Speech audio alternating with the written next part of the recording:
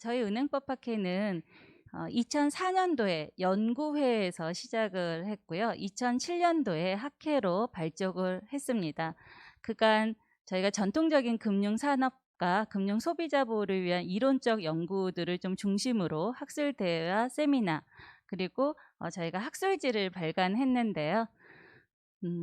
갈수록 우리 전통적인 금융산업에서도 디지털 트랜스포메이션이 정말 굉장히 빠른 속도로 진행되면서 어떻게 보면 더 큰 생태계에서 이런 금융산업의 발전에 저희 학회가 조금이라도 조금 도움이 되면 좋겠다 이런 이제 고민을 하게 되었는데 서울 핀테크랩 그다음에 K 엑셀레이터 저희 핀테크 큐브하고 이런 기회가 돼서 저희가 금융 생태계에서 창의적이고 또 굉장히 어떤 변화를 주도하는 DNA를 가지신 우리 기업에 있는 계신 분들과 함께 할 수 있는 기회를 마침 우리 이 핀테크랩 그다음에 K 엑셀레이터 핀테크 큐브에서 제공해 주실 수 있다라고 해서 너무나 정말 기쁘고 저희 학회도 이런 발전에 기여할 수 있는 기회가 제공될 수 있다고 생각을 해서 저희가 프로그램을 한번 기획을 하게 됐습니다. 그래서 오늘 저희가 이런 모임이 학회로서는 아마 다른 학회에서도 한 번도 시도해보지 않았기 때문에 저희도 낯설고 오늘은 또 첫 번째 행사이기 때문에 조금 서투를 수도 있습니다. 그렇지만 저희가 이런 새로운 곳에서 함께 할 수 있는 거에 감사드리면서 조금씩 더 나아진 모습으로 여기 계신 분들하고 모이려고 합니다.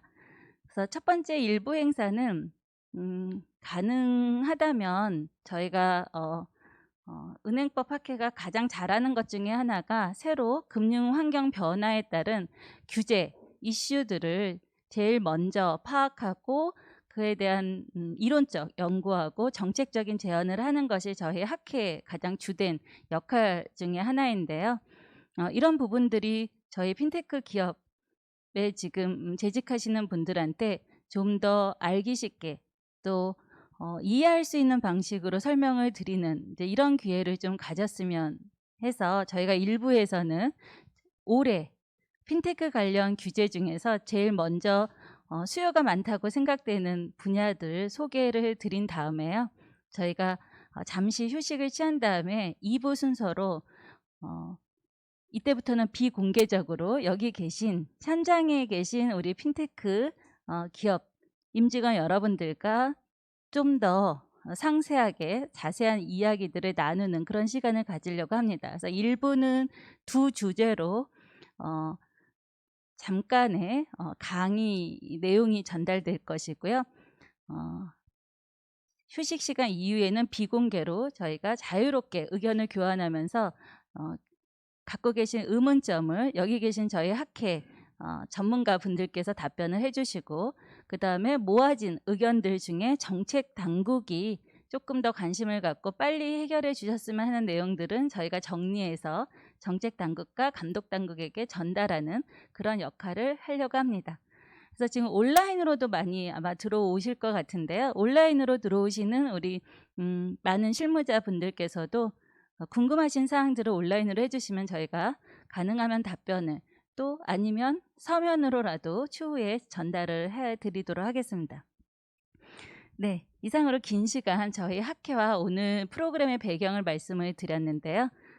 그러면 저희 먼저 오늘 준비된 1부 순서부터 진행을 하도록 하겠습니다. 저희가 좀 자유로운 형식으로 하려고 그랬는데요. 지금 떨리네요, 저도.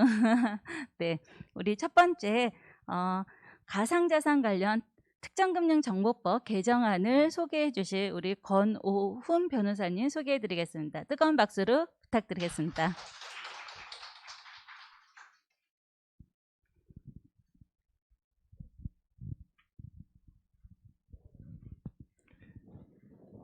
네, 반갑습니다. 방금 소개받은 권오훈이라고 합니다. 오늘은 제가 가상자산 관련한 특정금융정보법 개정안에 대해서 설명을 드릴 예정인데요.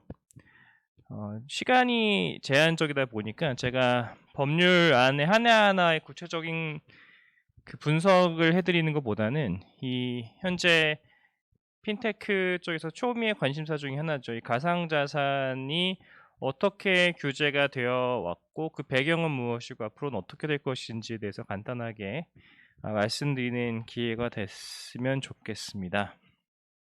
저는 현재 차인권 법률사무소에 근무하고 있고요. 한 5년 정도 가상자산 관련된 법률 자문을 계속해서 제공해 드리고 있습니다.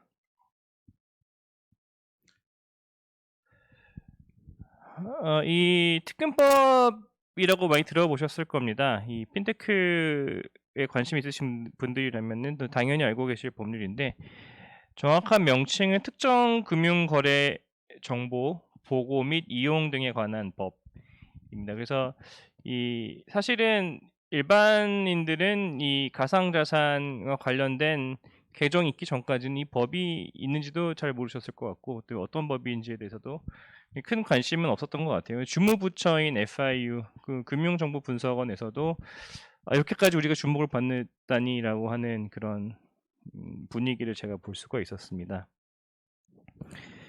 원래 목적은 그 외국환 거래 등 금융 거래를 이용한 자금 세탁 행위, 머니 런더링이라고 하죠. 그래서 자금 세탁을 방지하는 거를 엔티 머니 런더링에서 AM이라고 합니다. 그리고 공중 협박 자금 조달 행위, 이게 테러리즘 파이낸싱이라고 하는데 이제 카운터 테러리즘 파이낸싱 하면 CTF라고 하죠. 이 두 가지에 대해서 규제하려고 만든 법률이에요. 특히 목적을 보게 되면은 범죄 행위를 예방하고 건전하고 투명한 금융거래 질서를 확립하기 위해서 시행한다라고 되어 있습니다. 그래서 줄여서 특근법이라고 하는데 관련된 법률이 2021년 그러니까 올해 3월 25일에 시행이 됐습니다. 작년에 개정이 됐고요. 1년의 유예 기간을 거쳐서 올해 시행이 되었습니다. 현재 시행 중인 개정안이고요. 일단 의의부터 제가 먼저 짚고 넘어가야 될 것 같아요. 왜냐면은 이렇게 생각하시는 분이 많이 계세요. 드디어 가상자산, 그러니까 암호화폐, 뭐 가상통화 등등의 이름을 불린 이 암호화폐가 제도권에 편입이 됐구나. 그래서 잘 됐다. 이렇게 보시는 분들이 많이 계세요.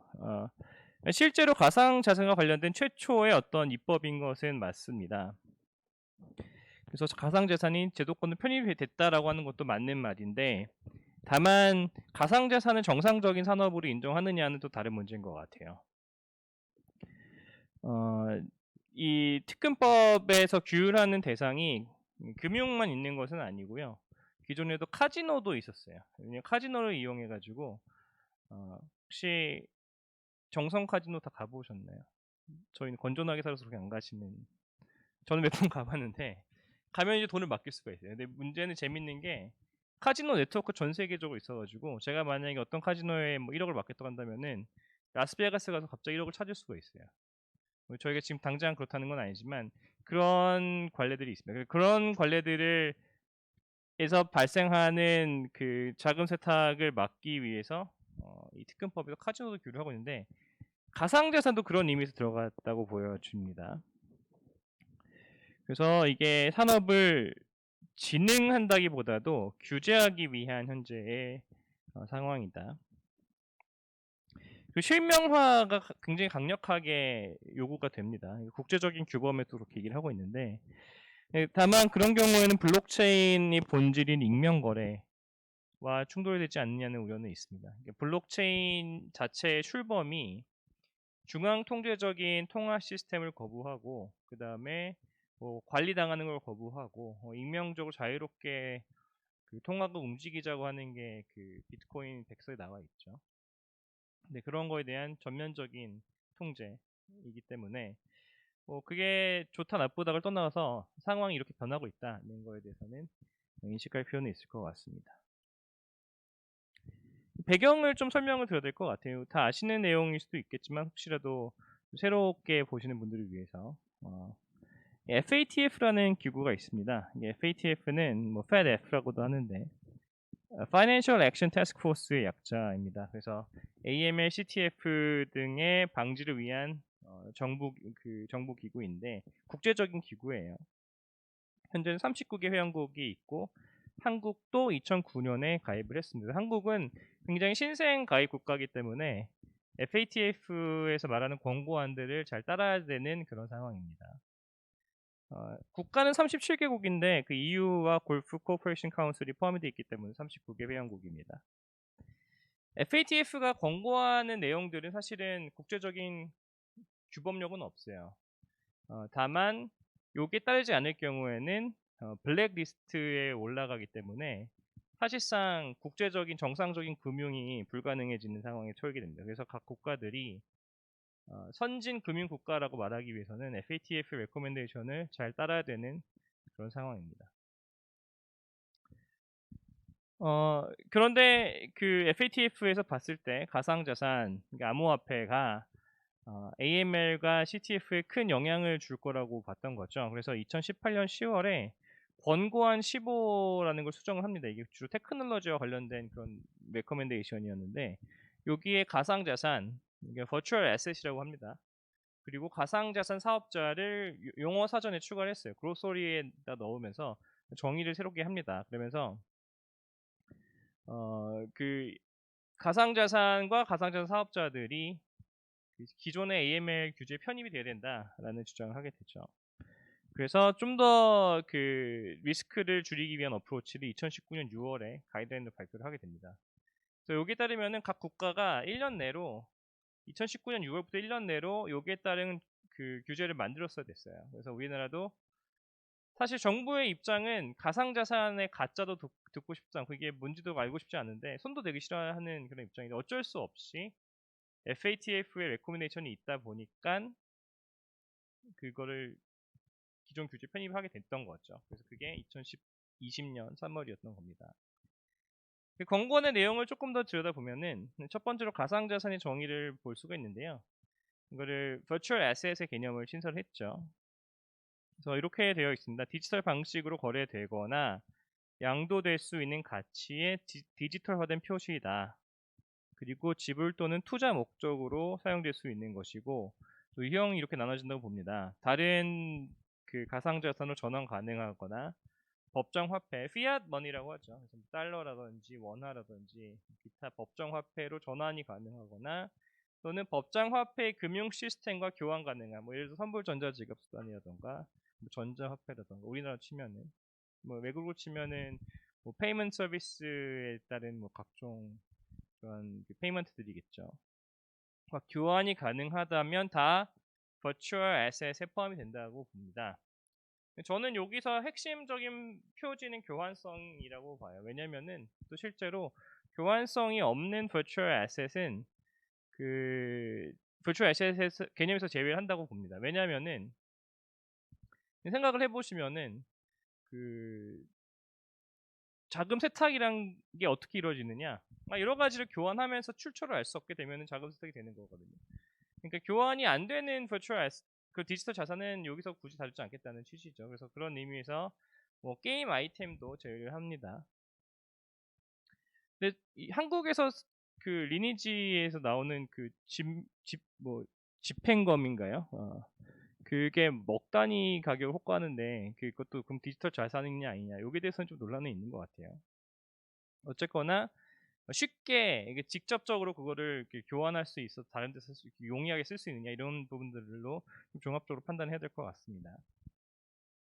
두 번째로 중요한 부분이 가상자산 사업자의 개념인데요.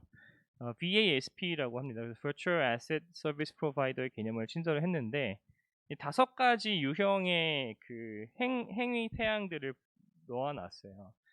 다른 자연인이나 법인을 위하여 또는 대리하여 다음 중 한 가지 이상 영업으로 하는 자연인 또는 법인인데 여기서 또 주목을 해야 되는 방점이 이 위하여 부분입니다. 그러니까 자기 자신을 위해서 하는 게 아니라 다른 사람을 위해서 이런 행위를 하는 사람들을 서비스 VASP라고 보는 거예요.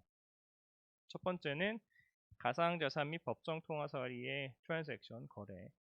두 번째는 가상자산 사이의 이동을 도와주는 거. 세 번째는 가상자산의 이전, 트랜스퍼라고 그냥 표현을 하거든요. 네 번째는 가상자산의 보관 및 관리, 소위 가상자산 커스터디 서비스, 원래 서비스 등을 얘기하는 겁니다. 다섯 번째는 저번 이 부분 약간 트리키한 것 같은데 가상자산 발행 및 판매와 관련한 금융 서비스의 참가, participate라고 표현되어 있고 또는 제공 이렇게 되어 있습니다. participate in 이렇게 되어 있는데 이 부분이 뒤에서 제가 좀 설명드릴 텐데 좀 약간 좀 애매한 것 같아요. 그 다음에 VASP가 아닌 경우가 되어 있는데 첫 번째는 자신을 위하여 재화 또는 서비스를 구매하기 위해서 가상자산을 취득한 경우에는 사업자가 아니고 자기를 위해서 뭔가 하는 경우에는 사업자가 아니라고 본 거죠. 두 번째는 일회적으로 거래나 송금 이렇게 하는 개인들. 일회적이 아닌 예를 들어서 뭐 그 개인이 거래소에서 거래를 막 한다 가상자산 사업 가상자산을 그 사람이 VASP일까 의문이 들 수가 있는데 거래를 일회적으로 그러니까 한국말로 하면은 비영리적으로 한다고 그러니까 업이 아닌 경우를 하는데 그런 경우에는 아니더라고 하는 거죠. 근데 그러면 사실 요새 지금 비트코인 가격이 오늘 8천만 원인데 전문적으로 트레이딩하는 그분들은 그러면 업으로 하는 거냐? 이것도 이슈가 있는 것 같습니다. 세 번째는 콜드 월렛 제작자. 그러니까 콜드 월렛이라 하면 그 인터넷에 연결이 안 된 상태에서 USB 담겨 있는 그런 월렛을 말하는 거거든요. 지갑을. 이런 것들을 단순하게 기계적으로 만드는 사람들. 그다음에 온라인 지갑이긴 하지만 수탁 기능이 없는. 그러니까 그 수탁이라 하면 가상자산의 소유권이 이전이 되느냐 마느냐 그런 법적인 판단이 있을 수 있을 텐데 거기서 소유권이 이전되지 않고 단순하게 지갑 서비스를 제공하는 경우에는 가상자산 사업자가 아니라고 보고 있습니다. 제가 그 다른 나라 얘기, 국제적인 얘기를 왜 길게 했냐면 사실은 우리나라에서 특근법의 개정의 그 취지를 이해하시려면은 해외에서 어떻게 되는지를 이해하셔야 되고 한국의 법을 봤을 때 뭔가 좀 차이점이 있다는 걸 바로 아실 수 있을 거예요. 그래서 그 차이점 때문에 저는 문제가 될 거라고 보고 있고요. 법령의 개정안을 보게 되면 이제 우리나라 돌아와서 그 법령 개정을 보게 되면 첫 번째가 가상자산 사업자 및 가상자산에 대해서 정의를 규정을 했고요. 그 다음에 금융회사 등이 가상자산 사업자와 금융거래를 할 때는 가상자산 사업자가 신고 의무를 이행했는지 등을 확인하도록 했고 만약에 가상자산 사업자가 신고를 안 했을 경우에는 금융거래를 거절하도록 이렇게 했고요. 가상자산 사업자의 경우에는 신고 의무를 넣었습니다. 그래서 이 법에서 말하는 그러한 정의에 해당하는 가상자산 사업자는 신고를 필히 해야 됩니다. 지금은 2021년 3월 25일에 법이 시행은 됐지만 6개월의 유예 기간이 있어서 9월 25일까지 유예가 될 것 같아요. 그리고 실제로 FIU의 그 입장은 그 9월 이후에도 한 2개월 정도는 좀 여유가 있지 않겠냐. 왜냐면은 또 감독 컸는데. 그래서 올해 말까지는 다 끝내야 된다는 그런 취지인 것 같습니다. 다섯 번째는 가상자산 사업자를 하더라도 각종 의무들. 첫 번째는 불법 재산 의심 거래 보고 STR이라고 하죠. 그다음에 고액 현금 거래 보고 CTR. 그다음에 KYC도 해야 되고요. 그 고객 확인. CDD라고 합니다. 듀 딜리전스. 그 이행을 위해서 고객별로 거래 내역을 분리해야 되고 관리해야 되는 조치 등이 있습니다. 좀 또 시행령이 구체화해서 좀 넣어놨는데 일단 가상자산 사업자 및 가상자산의 범위를 조금 더 구체화시켰고요. 두 번째는 실명 확인 입출금 계정 발급의 기준을 마련했습니다. 그러니까 뒤에 간단하게 설명을 드릴 거지만 가상자산 사업자 신고를 하려면은 세 가지 요건을 갖춰야 되는데 그 중에 하나가 실명 확인 입출금 계정이라는 어떤 은행 계좌를 발급받아야 되는 겁니다.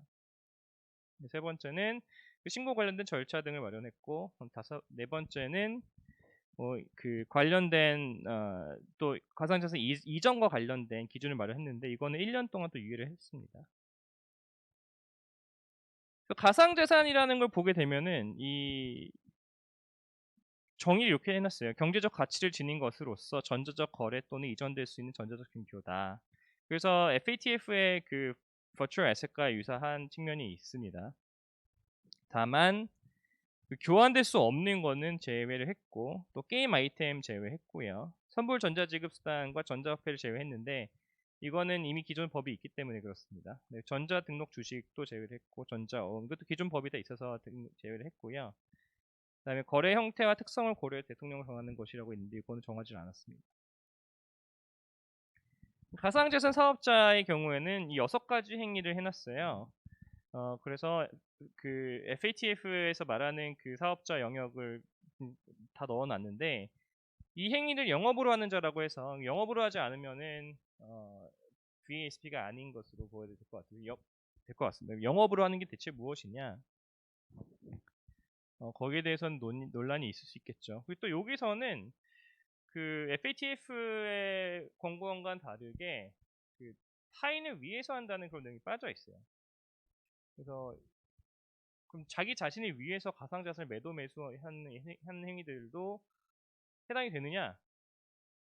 라고 봤을 땐 현재로서의 정부 방침은 그렇지 않다는 거예요. 정부의 방침은 타인을 위해서 하는 게 필요하다. 이게 숨겨진 요건이라고 생각이 됩니다. 법이 좀 명확하지가 않죠. 그런 측면에서 좀 아쉬움이 좀 있고요. 이 부분은 논란이 좀 될 것 같아요. 그 다음에 특근법에는 원래는 금융회사와 금융거래라고만 표현이 되어 있었는데, 이제는 금융회사 등이라고 표현이 바뀌었습니다. 그래서 가상자산 사업자도 금융회사 등으로 표현되는데, 여기서 약간 오해가 되는 게, 가상자산 사업자도 금융회사인가요? 라고 하실 수가 있어요. 근데 그렇지 않고요. 그냥 금융회사 등에 그냥 포섭이 됩니다. 가상자산 사업자는 금융회사가 아닙니다. 현재로서는. 주요 가상자산 사업자라는 거는 그 금융위와 FIU에서 이 관련된 보도자료를 낼 때, 우리들이 정부에서 봤을 때는 이렇게 한 3가지 정도로 특근법 대상이 되는 가상자산 사업자들이 나눠지는 것 같다라고 이렇게 발표를 했어요. 첫 번째가 가상자산 거래업자, 일명 거래소들이고요. 두 번째는 보관관리업자, 커스터디 서비스. 세 번째는 지갑 서비스 업자들인데, 물론 요거는 예시인 것이고 더 있을 수도 있다는 건데, 일단은 크게 이렇게 나눠놨다는 점이 있습니다. 가상자산과 관련된 관계들이 엄청 많거든요, 현재. 근데 좀 헷갈리고 있는 거죠. 과연 내가 가상자산 사업자일까? 그러면서 정부에서는 단순하게 P2P 거래 플랫폼이거나, 요거는 이제 뭐냐면은 게시판만 만들어 놓고 이용자들끼리 이렇게 가상자산 왔다 갔다 하게 하는 경우에는 그 가상자산이 거래소한테 보관이 되지 않으니까 그거는 그 사업자가 아니다라고 보고 있고요. 뭐 하드웨어 지갑인 경우에도 아니라고 보고 있습니다. 그래서 밑에 4가지의 예외를 넣어놨죠. 단순 매수 매도 제한만 게시하는 경우, 거래에 대한 단순 조언이나 기술만 제공하는 경우. 세 번째가 좀 헷갈리는 부분인데, 사업자가 개인 암호키를 보관하는 프로그램만 제공할 뿐 개인 암호키에 대한 통제권이 없는 경우.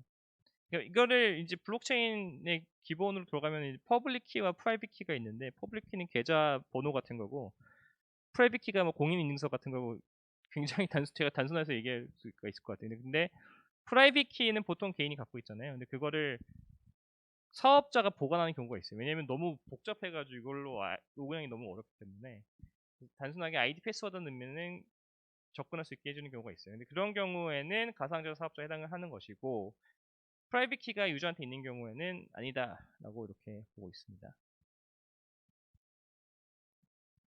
시간 관계상 제가 이런 건 좀 넘어갈게요. FIU가 원래 신고서 접수하는데 거기서 보는 게 아니라 금감원으로 넘깁니다. 그래서 금융감독원이 실질적으로는 그 내용을 확인하도록 하고 있고요.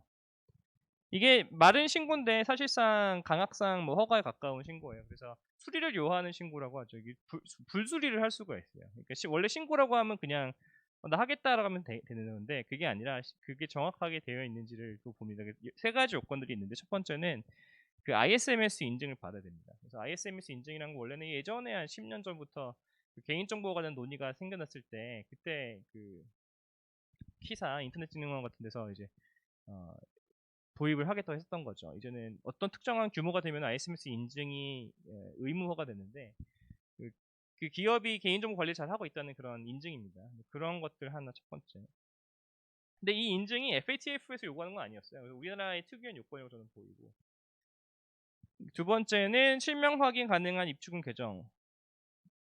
이거는 쉽게 말해서 은행에서 가상계좌를 만들어줄 때 회사에, 보통은 가상계좌 만들 때 회사가 그냥 예를 들어서 나 홍길동 거 하나 만들어주세요 하면은 회사 밑에 홍길동 하나 만들어서 끝나거든요.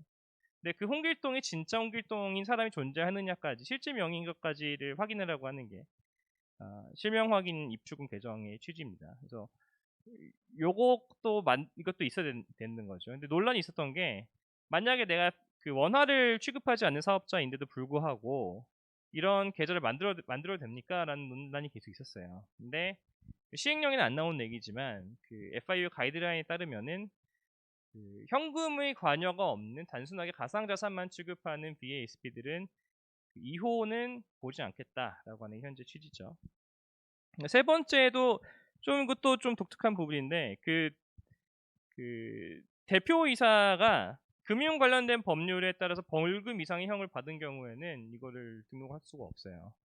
근데 또 논란이 됐던 게 뭐냐면은 기존 지금까지 거래소들 막 처벌받고 이럴 때는 사실 금융 관련된 법으로 처벌받지 않았거든요. 뭐 형사상 뭐 사기 뭐 이런 걸로 받았는데 근데 형사적으로 사기 전과가 있다 하더라도 이 법에 따르면은 등록이 가능하죠. 또 거꾸로 뭐 조금이라도 뭐 예를 들어서 뭐 외국환거래법에 따라서 벌금형 받았다. 그러면은 이 대표이사가 못 되는 거죠. 이 VSP에. 요거는 제가 일단은 넘어가겠습니다. 그래서 논의점 중에 이제 거의 마지막인데요. 첫 번째 논의점이 이 가상자산 사업자의 범위가 아직까지도 정립이 좀 안 되지 않았나 싶어요. 그래서 이 오른쪽에 있는 거는 그 금융위 보도자료인데 주요 가상자산 사업자의 예시를 들면서 그 FATF 국제기준상으로는 가상자산 사업자의 주요 요소는 영업으로 고객을 대신하여 가상자산 관련을 적극적으로 촉진하는 것이다라고 하는데 한국에서의 가상자산 사업자의 정의 규정에는 2번, 3번이 없어요. 그래서 영업으로밖에 없습니다. 그래서 그러면 한국에선 굉장히 넓어지는 거 아니냐, 가상자산 사업자가. 넓어진다는 의미는 좋은 게 아니라 신고를 해야 되는 사람들이 늘어나는 거 아니냐, 뭐 이런 논의가 있는 거죠. 그래서 예를 들어서 거래소는 어느 모로 보나 그 신고 대상이 VSP가 맞는데, 그래서 토큰 발행을 한 사람들, ICO 한 사람들은 VSP일까요? 라고 했을 때 혼돈이 좀 있는 것 같아요. 제가 봤을 때는 ICO라는 거는 그 회사가 자기 자신을 위해서 일회적으로 이걸 발행을 하는 거거든요. 그러면 남을 위해서 하는 게 아니라는 거죠. 이 발행 행위가. 그렇다면은 VSP가 아닌 걸로 봐야 되지 않느냐라는 게 제 의견이고요. 지갑 사업자의 경우에도 원래는 다 퇴당이 돼야 되는데 아까 말씀드린 것처럼 프라이빗 키 보관을 안 하는 경우에는 VSP가 아닌 걸로 보고 싶어 하는 거죠.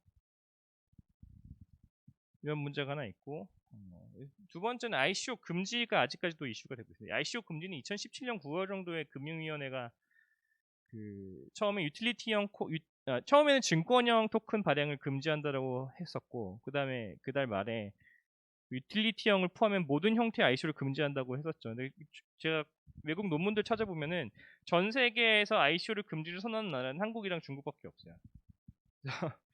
지금 굉장히 금지의 의미가 그럼 무엇이냐고 했을 때는 사실은 법적으로는 당연히 어떤 법에 하지 말라고 써 있으니까 금지가 돼야 되는 건데 사실 법에는 이런 내용이 전혀 없죠. 그래서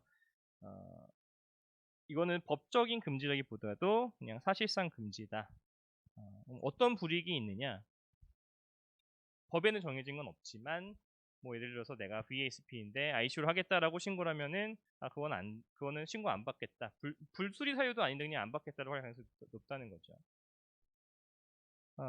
그러면 이거를 만약에 근데 이거는 굉장히 법적인 내용인데 만약에 ICO 금지 상황에서 ICO를 그냥 했어요. 그럼 어떻게 되느냐? 만약에 금융위가 혹은 뭐 FIU가 그건 특근법 위반이라고 한다면은 신고를 했었어야 되는데 안 했다는 거죠. 그러면 특근법상 형사처벌 대상이 될 수가 있어요. 근데 그 의미는 거꾸로 ICO라는 거를 특근법에서 규율을 하겠다는 그런 취지인 건데 그 법이 없는 내용이죠.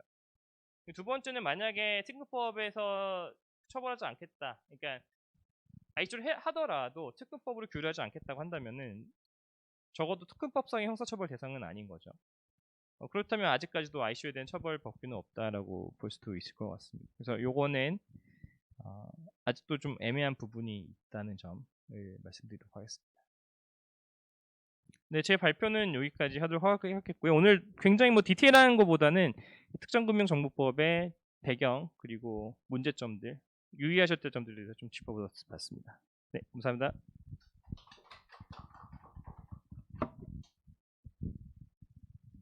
네.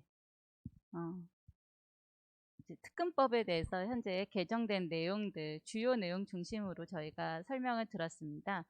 모든 핀테크 기업들이 전부 다 이 가상자산 관련 비즈니스를 하지는 않지만 저희가 비즈니스를 하다 보면 계속 다른 영역과 연계되어 있고 또 같이 협업해서 하는 그런 이제 비즈니스 확장성, 네트워크 확대 이런 측면에서도 아마 관심들이 많이 있으실 것 같습니다.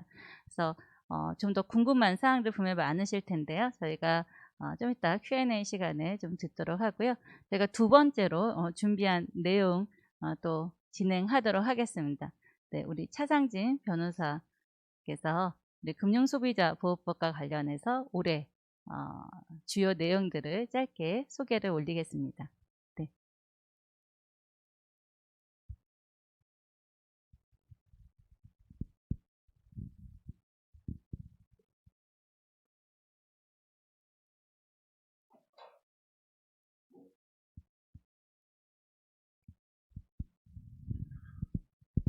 네, 안녕하십니까. 저는 소개받고 나온 차상진 변호사라고 합니다. 예, 저는 지금 차인권 법률사무소에 근무를 하고 있고요. 그리고 현재 은행법학회 총무이사로 있습니다. 전에는 한국예탁결제원이랑 국세청에서 근무를 했었습니다. 간단하게 제 소개는 여기까지 드렸고, 이제 금융소비자보호법의 주요 내용에 대해서 소개해 드리겠습니다. 아마 이제 이미 많은 분들이 어느 정도는 조금 이제 들어보셨을 거라고 생각을 하는데요. 네, 금융소비자보호법은 이제 적용 방식이 이제 자본시장법에서 있었던 이제 그 기능별 규제 방식을 채택했다. 그리고 물적 범위랑 인적 적용 범위가 이제 기존 법과 금융상품으로 한정이 되고, 그다음에 인적 적용 범위는 금융상품 판매업자 등으로 됩니다. 여기서 이제 금융상품 판매업자 등은 금융회사 플러스 금융회사는 아니지만 이 법에 따라서 이제 금융상품 판매를 하는 자들이 들어간다라고 보시면 되고요. 그리고 특징으로는 이제 동일 기능이자 동일 기능, 동일 규제 원칙이 적용이 됩니다. 그리고 금융상품 판매업자 등의 등록에 대해서 이제 아마 이따가 말씀드리겠지만, 좀 핀테크 기업들은 조금은 이제 고민을 좀 해보셔야 될 내용이 있습니다.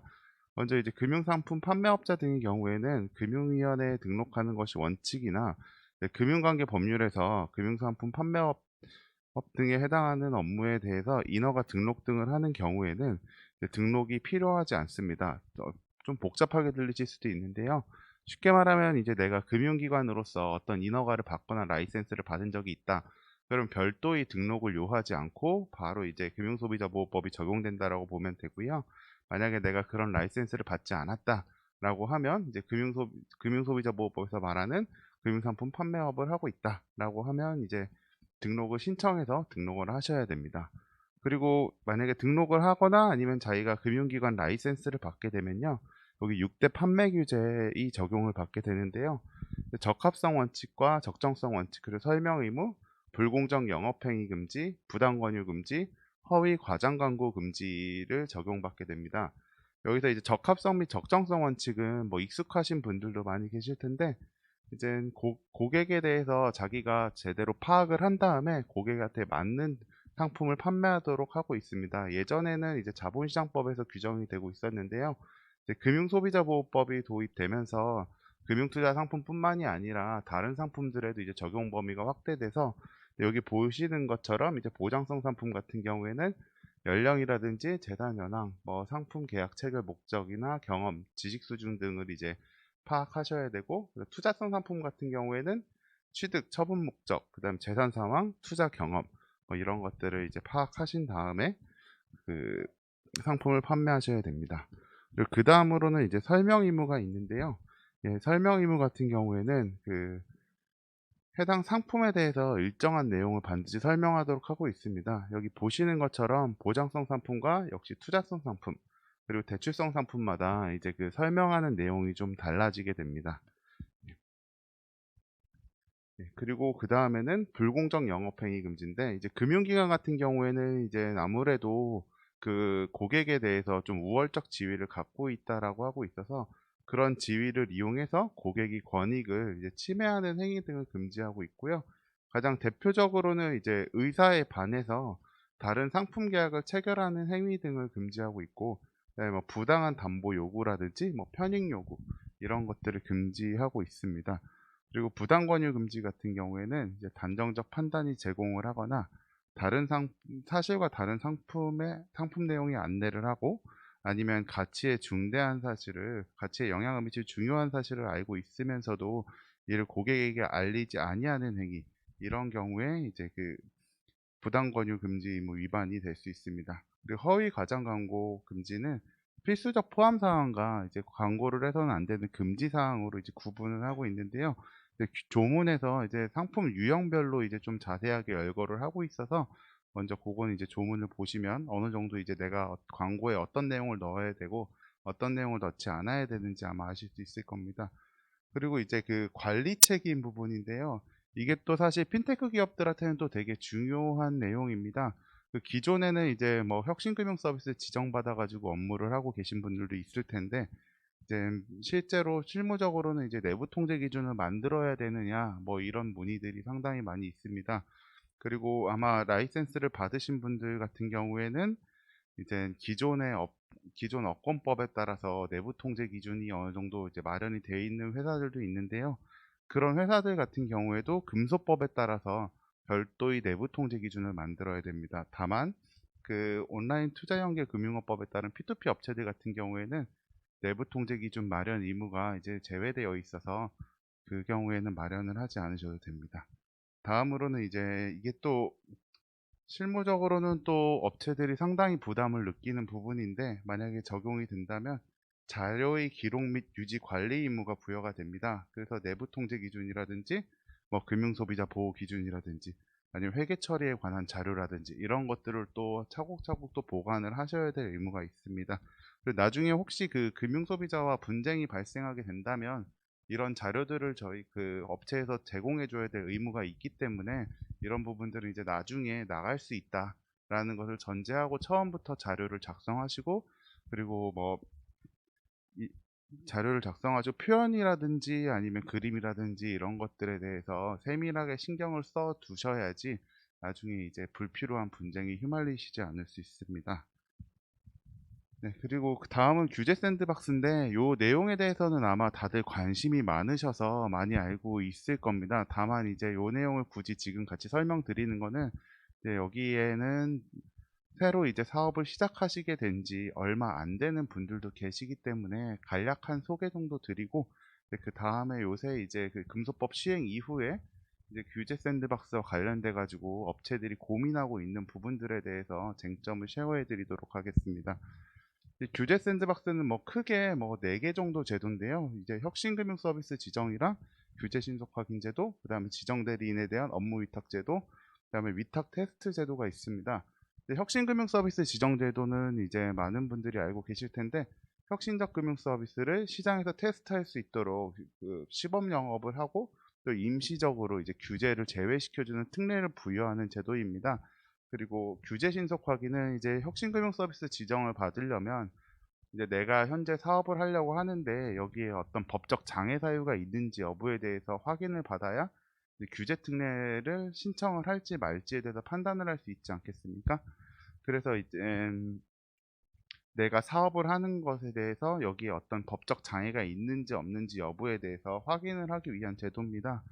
다만 이제 그 규제 신속 확인 제도가 도입되고 나서 이제 그 핀테크 기업들 입장에서는 조금 더 전보다 편해진 게 이제 금융위원회 유권 해석을 하면 그동안 이제 답변이 상당히 많이 늦었는데 이제 규제 신속 확인 제도를 통해서 물어보게 되면 비교적 답변이 조금 더 빠르고 신속하게 온다는 장점이 있어서 아마 실무적으로는 이제 조금 더 그 편안하게 사용하실 수 있고 단지 금융위원회 관련 법령뿐만이 아니라 타부처 관련 법령에 대한 의견도 함께 오는 경우가 많아서 사업을 하실 때 내가 어떤 사업을 하고자 하는데 거기에 어떤 법률들이 장애가 되는지 모르겠다. 또는 내가 이렇게 사업을 할 때 이게 어떤 법, 특히 뭐 정금법이 많은데요. 정금법에 이제 저촉이 되는지 안 되는지 궁금하다라고 하면 이제 규제 신속 확인 제도를 통해서 이제 신청을 해서 알아보시는 것이 조금 더 효율적일 수 있습니다. 그리고 지정 대리인에 대한 업무 위탁은 이제 혁신금융 서비스의 시범 운영을 위해서 이제 그 핀테크 기업이 금융회사의 그 본질적 업무를 수탁받아서 하는 거다 라고 하는데 좀 뭐 이해하기 어려우시겠지만 이제 금융기관이 어떤 업무를 하고 있는데 핀테크 기업이 그 업무를 하고 싶어 하는 상황입니다. 근데 이제 핀테크 기업은 아직 금융기관 라이센스가 없지 않습니까? 그래서 그럴 때 이제 금융기관이 하고 있는 일부 업무를 내가 이제 수탁 받아가지고서 대신한다. 이렇게 이해하시면 되고요. 그 위탁 테스트는 이제 핀테크 기업이 개발한 서비스의 사용권을 금융회사한테 이제 사용하도록 해서 금융회사가 그 서비스를 이제 그 이용해서 이제 서비스를 고객들한테 제공하는 그런 방식입니다. 그리고 많은 분들이 항상 관심이 많은 건데 이제 지정을 거쳐서 이제 혁신금융 사업자는 지정기간 만료 이후에 금융 관련 법령에 따라 해당 혁신금융 서비스를 계속해서 영위하기 위해서는 이제 그 제21조에 따른 인허가 등을 받아야 됩니다. 그래서 이제 요 샌드박스법 21조가 아니라 다른 규정에 근거해서 인허가를 받게 되면 이 배타적 운영권을 갖지 못하게 되기 때문에 이 부분도 주의가 필요합니다. 그리고 이제 최근에 그 또 금융소비자보호법 시행되고 나서 그리고 여러 가지 이제 금융시장에서 사고가 좀 많다 보니까 이제 금융기관과 함께 일하려고 하는데 핀테크 기업은 함께 일하려고 하는데 이제 금융기관에서 좀 부담을 느끼는 경우가 많이 있습니다. 그때 이제 그 담당자를 설득하시기 좀 좋은 게 이 면책특례 규정인데요. 네, 그 금융혁신지원특별법에 따른 혁신금융 서비스 그리고 지정대리인 관련 업무 아까 4개의 서비스가 있다고 말씀드린 게 그 중에서 요 2개의 서비스만이 이 면책특례 적용이 될 수 있습니다. 그래서 요 업무에 해당하는 경우에는 이제 금융기관을 제재하지 않는다. 이런 면책특례 제도가 있어가지고 만약에 이제 금융기관과 협업할 일이 있을 때는 이제 담당자한테 이런 제도가 있으니까 이것을 통해서 이제 당신들이 면책을 받을 가능성이 상당히 있다. 그렇기 때문에 함께 트라이 해볼 만하지 않느냐 이렇게 설득하시는데 도움이 될 수 있으실 겁니다. 그리고 저 2개 서비스, 그 혁신금융 서비스와 지정대리인 관련 업무, 요게 아니더라도 아래 보시는 것처럼 금융위원회가 금융정책, 산업정책의 방향, 업무의 혁신성, 시급성 등을 종합적으로 고려해서 면책심의위원회 심의를 거쳐서 이제 면책 특례를 지정하는 경우도 있습니다. 근데 이게 실무적으로 이제 많이 있는 것은 아니라서 어느 정도 선이면 이제 면책특례가 적용될 수 있고 어느 정도 선이면 면책특례가 적용될 수 없는지에 대해서는 아직 충분한 신뢰를 가지고서 이제 업무를 해나가긴 좀 어려운 상황이고요. 이제 또 면책 추정 제도도 있습니다. 금융기관 또는 그 임직원이 일정 요건 여기 아래 나오는데 이 2가지 요건을 모두 충족했을 때 고의나 중과실이 없는 것으로 이제 추정해 주는 제도입니다. 이게 추정이라는 게 사실은 이제 제재가 이루어질 때는 상당히 위력적이라서 이제 추정을 번복하기가 쉽지는 않습니다. 그래서 이제 상당히 유용할 수는 있는데 근데 문제는 이제 임직원과 업무 사이에 사적 이해관계가 부존재한다라는 것을 증명을 해야 되고요. 그다음에 해당 업무 관련 법규 및 내규상 절차상 중대한 하자가 없다라는 것을 증명을 해야 되는데 아마 그 첫 번째 부분 같은 경우에는 이해관계 부존재는 뭐 비교적 어느 정도 이제 사건이 발생했을 때 존재한다, 존재하지 아니한다라는 게 어느 정도 이제 사실관계가 확정되어 있는데 이제 해당 업무 관련 법규 및 내규상 절차상 중대한 하자가 없다라는 거는 이거는 이제 좀 미리 준비를 좀 해두실 필요가 있는 부분입니다. 이게 또 사규가 어떤 분들 보면 이제 정말 업을 성실히 하시기 위해서 뭐 대다수는 이제 웬만하면 사규를 좀 부담 느끼시는 경우들이 있는데 가끔 어떤 업체들은 이제 은행이라든지 뭐 대형 증권사에 준하는 사규를 이제 좀 번듯하게 갖추고 싶다 이렇게 하시는 분들도 있는데 문제는 이제 그 사규가 자기 회사의 규모에 비해서 되게 디테일하고 정치한 것은 좋은데 이제 사규가 그렇게 되면 거기에 맞춰서 이제 우리가 이런 절차들을 다 거쳤다라는 것들을 또 증명해야 되는 서식이라든지 아니면 증명 자료를 마련해 놔야 되는데 대다수 업체들이 이제 사규까지는 좀 잘 만들어 놓고 서식도 잘 만들어 놓는데 이제 이 서식을 활용해 가지고 그때그때 이제 좀 뭐 증거로 남겨 놓을 필요가 있습니다. 이제 공증받게 되면 이제 아무래도 비용도 많이 들고 대단히 번거로운데 이제 당시에 그런 일이 있었다라는 걸 증명하기 가장 쉬운 방법은 사실은 자신이 이제 그런 뭐 행위가 있었을 때 뭐 간단하게 사진을 찍고 그 다음에 그 문서를 서식에다가 이제 뭐 사인이라든지 체크라든지 뭐 필기 내용을 하고 그다음에 자기 이메일이라든지 아니면 다른 회사 임직원이 이메일로 보내는 방법입니다. 왜냐하면 그렇게 하게 되면 그 시점에 그러한 회의가 있었다는 것에 대해서 사후적으로 작성된 문서는 아니다라는 증명이 되게 쉽거든요. 이게 이제 뭐 매우 간단한 내용 같지만 통상 이제 검사를 받거나 아니면 수사기관에서 진술할 때도 문서가 나오면 뭐 저도 국세청에서 일했을 때도 그런데 어쨌든 문서가 나오면 계약서든 진술서든 이게 이제 그 피검사자한테 유리한 문서와 계약서다. 그러면 이제 사후적으로 작성된 것은 아니냐를 가장 먼저 보거든요. 그리고 거기에 대해서 증명을 하지 못하면 이거는 진실성이 없다라고 해서 받아들여지지 않는 경우가 대단히 많습니다. 그래서 좀 중요한 문서라고 하면 이제 사후적으로 작성되지 않았다라는 증명을 위해서는 이제 자기 이메일 같은 데 좀 보내주실 필요가 있고요. 그리고 중요한 것은 이제 그 서식이라든지 그 사규를 만들 때 그 디테일함의 그 밸런스를 맞추는 것이 되게 중요합니다. 자기 업체 환경에 따라서 어떤 부분을 좀 강조를 해서 딜리케이트하게 표현을 해 놓을 필요가 있는데 또 다른 좀 부담스러운 부분들은 너무 이제 딜리케이트하게 되면 이제 행정 비용이 너무 많이 소모돼서 아마 업무 담당자가 이제 많이 힘들어지게 됩니다. 특히나 스타트업들은 이제 안 그래도 인원도 적은데 이런 행정 업무를 처리하느라고 한 명이 이탈하게 되면 상당한 데미지가 있기 때문에 이 부분에 대해서는 뭐 멘토링을 신청하시든지 아니면 뭐 다른 스타트업들한테 좀 조언을 구하셔가지고 이제 필요한 부분만은 최소한 정비를 해 놓으실 필요가 있습니다. 그리고 마지막 요 제도도 좀 되게 유용할 걸로 보이는데 이젠 최근에 그 특히 뭐 자본시장 쪽에서 관련된 업무를 한 핀테크 기업들한테 유용한 제도입니다. 이젠 아무래도 요새는 그 라임이라든지 옵티머스라든지 사모펀드 쪽 관련 사건이 많다 보니까 금융기관들이 해당 업무에 대해서 좀 꺼리는 경우들이 많이 있습니다. 그래서 자산운용사들도 펀드를 만들어도 이제 판매 회사에서 판매를 하는데 소극적이고 그래서 어려움을 많이 겪고 있는데 핀테크 기업도 마찬가지입니다. 근데 그럴 때 먼저 이제 면책 대상 업무 확인 신청을 해가지고 특정 금융 업무가 면책 대상에 해당되는지 여부를 먼저 확인을 받고 나면 그 확인서가 오게 되면 이제 그걸 들고서 이제 그 금융기관한테 가서 야 이제 확인서 받았으니까 같이 업무를 해보자라고 설득을 하게 된다면 최소한 그 제재 때문에 또는 이제 검사 때문에 이제 업무를 같이 하기 어렵다라는 부담은 상당히 많이 더실 수 있을 거라 생각됩니다. 예. 그리고 이제 주요 이슈 사항인데요. 이제 그 아까 말씀드렸듯이 이제 금융소비자보호법은 금융기관인 경우에는 그냥 별도의 등록 없이 무조건 금융소비자보호법이 적용되도록 하고 있습니다. 근데 이제 내가 금융기관 라이센스를 받지 않은 상태라면 이제 그때부터 고민이 시작됩니다.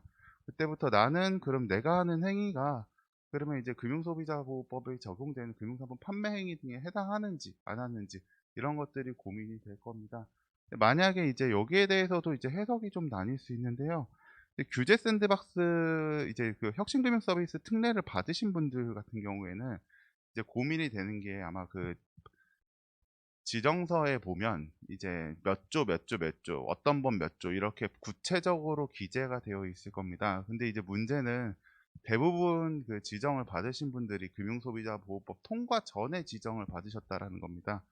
그래서 실제로 이제 궁금해 하시는 분들은 내가 금융소비자보호법의 적용이 거기에 대해서도 이제 그 규제 특례를 받은 것이냐 안 받은 것이냐 좀 고민을 많이 하고 있는데 아직 뭐 공식적인 유권 해석이 나오지는 않아서 결론이 어떻다라고 말씀드리기는 어려운데 다만 이제 그 제도의 정책적 취지를 살리는 쪽이라면 이제 당연히 그 금융소비자보호법에 대해서도 특례를 적용받은 것으로 봐야 된다. 왜냐하면 특례를 적용받은 것으로 보지 않으면 어떤 서비스도 할 수 없기 때문에 규제 샌드박스를 통해서 이제 혁신금융 서비스에 지정을 해준 의의가 사라지지 않냐 이런 견해들이 이제 핀테크 기업들 사이에서는 상당히 많이 우세하고요.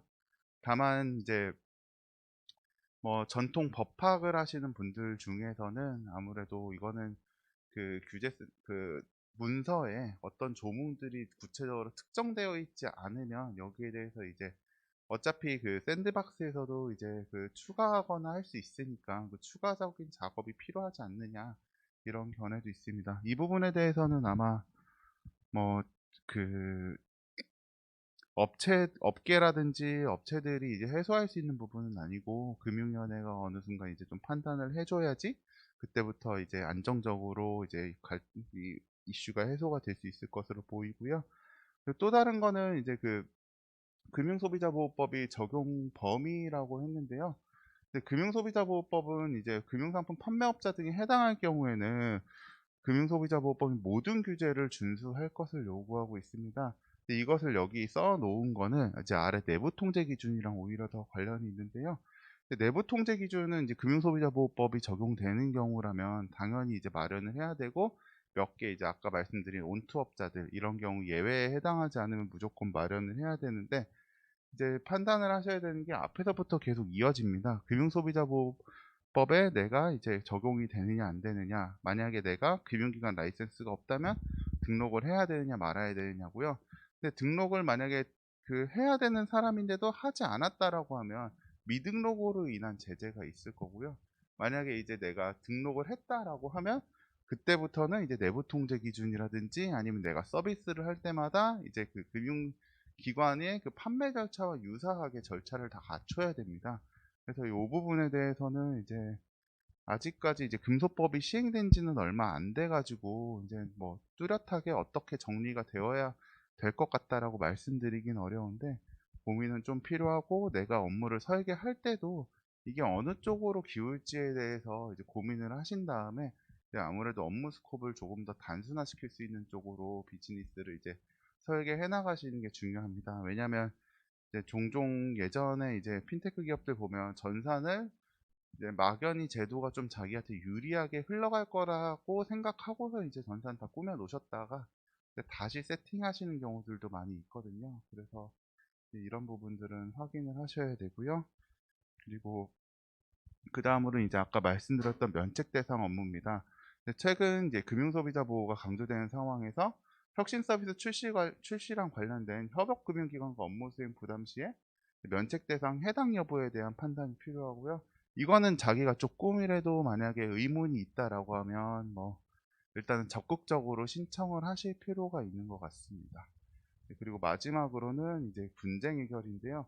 근데 핀테크 기업들은 그동안 정금법상 이제 망분리 의무가 있느냐가 되게 이슈였는데 근데 거기에 대해서는 이제 금융위원회가 핀테크 혁신금융 서비스 지정받은 회사는 이제 아직 금융기관이 아니기 때문에 망분리라든지 정금법상 그 의무는 준수할 필요가 없다라고 이제 이야기한 것으로 알고 있습니다. 그래서 이제 따로 뭐 망분리라든지 이런 것은 안 하고서 업무를 하고 있는데 근데 한 가지 그럼에도 불구하고 좀 주의하셔야 될 것은 제가 아까 내부 통제 기준을 말씀드린 것도 사실 이거랑 관련이 된 건데 만약에 이제 문제가 생겼다라고 하면 핀테크 기업들 보면 사실 고객들 그러니까 그 B2C 비즈니스라는 경우에는 고객들의 정보가 대단히 많습니다.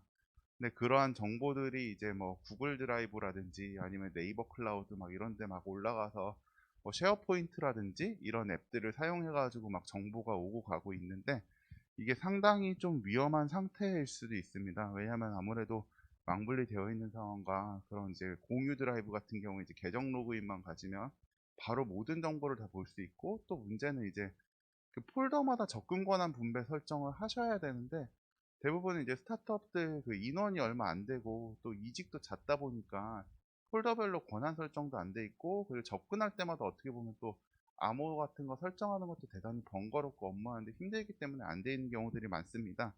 근데 뭐 여기까지는 뭐 문제가 안 생기면 당연히 그냥 넘어갈 수도 있는데 운이 좋으면 그게 맞다는 것은 아니지만 근데 결국에는 이제 문제가 생겼을 때 이제 어떻게 될 것이냐라는 건데 금융기관이 아닌 핀테크 기업 같은 경우에는 금융 관련 법령상 요구되는 기준을 갖추지 못하고서 이제 업무를 수행하고 있는데 그 중에서 이용자 피해가 발생했을 때 적절한 업무를 방식을 갖추지 못했다고 판단해서 이제 손해배상 추궁을 할 수 있느냐. 그러니까 너는 핀테크 기업이라서 또는 혁신금융 서비스 지정 기업이라서 이제 업무는 뭐 정금법이라든지 아니면 금소법상 그 규정을 적용받지 않고 업무는 할 수 있다라는 해석이 나온다 할지라도 그 뒤에는 이제 손해배상 책임을 일반 손해배상 책임 법리에 따라서 지게 될 텐데 그렇게 되면 이제 위법성이라는 것을 판단하게 됩니다. 근데 그럼 과연 이 기업이 어디까지 그 업무를 했어야지 정상적으로 했다라고 볼 것이냐의 그 기준이 아마 있어야지 그 기준 이하면 손해배상 책임을 지고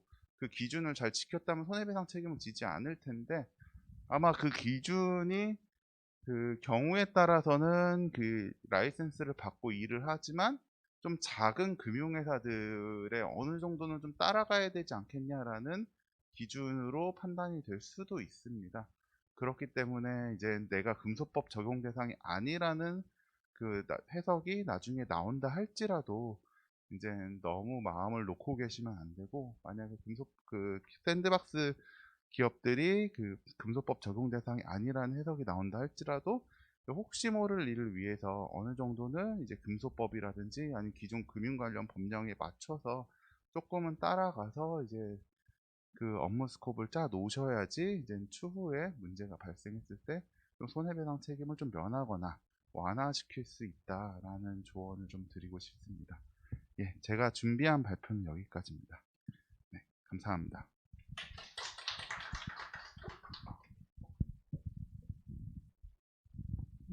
네, 감사합니다. 저희가 이제 공식적으로 일단 1부에서 우리 먼저 다양한 이야기들을 하기 전에 먼저 올해 금융 규제 중에서 가장 수요가 많고 수요조사에서 우리 핀테크 기업들께서 이 내용을 듣고 싶다라고 하신 내용이라고 저희가 들었습니다. 그래서 간략하게 소개를 드리고 그다음에 이와 관련된 내용 중에서도 아마 지금 의문이나 좀 질문 주실 사항들도 꽤 있으실 것 같습니다.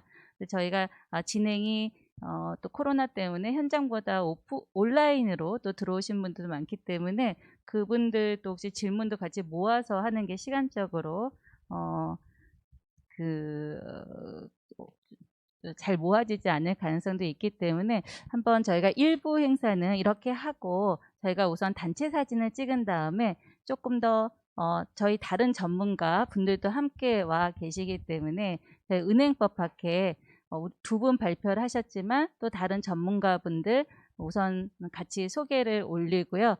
모든 저희 은행법학회 전문가분들과 함께 그 질의 내용, 그 다음에 또 다른 이 주제 이외에도 다른 궁금한 사항들을 함께 질의를 하시고 다 같이 질문에 또 답도 하시고 이야기를 하시면 또 어떨까 생각을 합니다.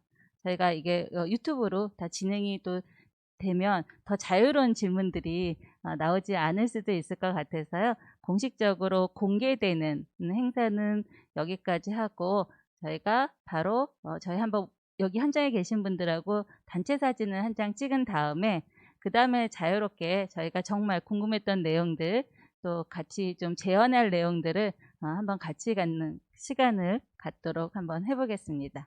어떠실까요? 네. 그러면 그렇게 진행을 하도록 하겠습니다. 저희가 오늘 여기 세팅이 공식적인 세미나처럼 하는 게 아니기 때문에 그 앞에 나와서 이제 질문하고 답변을 같이 한꺼번에 받는 것보다는 좀 자유로운 분위기 여기 핀테크 큐브 요 프런트원에 어울리는 방식으로 진행을 한번 해보도록 하겠습니다. 공식적으로 유튜브로 뵙는 분들은 여기까지 하는 걸로 하겠습니다. 다음에 또 다른 기회에 또 온라인으로 다른 분들과 함께 뵙도록 하겠습니다. 감사합니다. 네.